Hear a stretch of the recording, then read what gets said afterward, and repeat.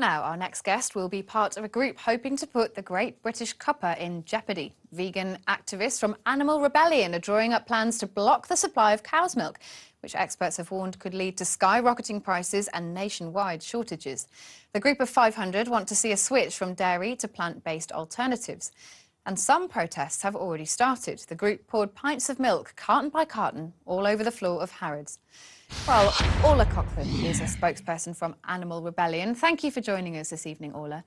My first question to you is, why are you doing this? Thanks so much for having me on the show, Kate. So as you and your viewers know, we're in a climate and an ecological emergency at the moment.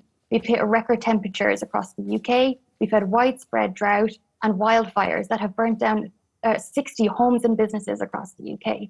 And so what we're doing is we're asking the government to invest in a plant-based food system, and we're asking them to support farmers and fishing communities. And if we do that, we can free up vast amounts of land in the UK, and we can rewild and draw down carbon from the atmosphere.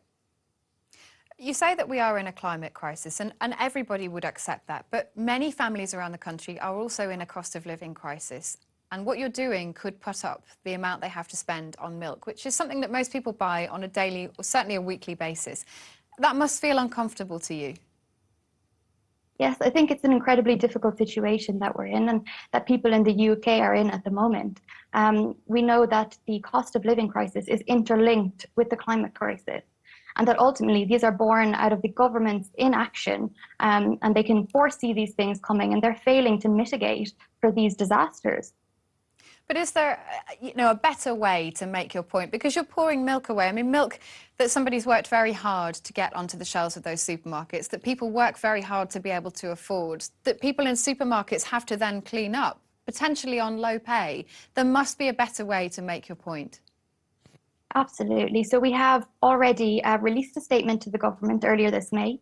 We also wrote a letter which we hand-delivered to Downing Street. And 3 times in the last 9 months, we have held protests outside DEFRA, the Department of Farming, Environment and Rural Affairs. And so we're at a point where, Sir David King, who's the ex-chief scientific advisor of the UK, has said last year that we have 3 to 4 years, so that's this year, 2 to 3 years, to determine the future of humanity. So this is just a massive, massive scale of crisis that we're in. But do you accept it? It sounds like you do, that there are better ways to make your point. So I'm saying that we've tried those things, and now we're at a point where we look back at history and we've seen other instances where widespread social change at a very rapid pace is needed. And so we look at what has worked previously, and that is the suffragettes, that is the civil rights movement. And I don't want to compare our suffering to the suffering of others, but we know that these tactics are ultimately effective, even if they are unpopular. But what exactly is it that you're asking DEFRA, the government, essentially to do here? Because Arla, one of the biggest milk producers, cow's milk producers in the UK, has said they've already reduced their emissions by half. They are working on plans to try and go even further still. But you are putting their business, the farmers who produce this milk, and ultimately those who buy it in the country, in a really difficult position here. So our key demand is that we're asking the government to support farmers and fishing communities in a transition to a plant-based food system. That's exactly what we're asking for.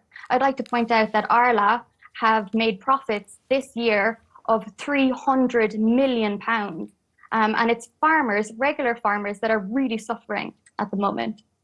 But I think that's a very different argument, isn't it? That their profits and farmers' livelihoods is very different to the point that you're making. I just want to make this point to you finally. Some of the alternatives to cow's milk are drastically more expensive, unaffordable for many families. Can you see why people would struggle to make that switch? So at the moment, things like meat and dairy are heavily, heavily subsidised by the government.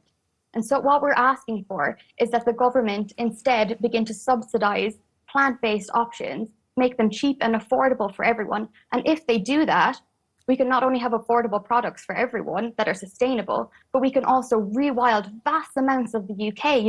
If we look across the UK, we know that half of the land that we have is used for animal farming. This land that could be forests, it could be wild grasslands, and the British people love nature. We need to restore it and bring it back to the UK.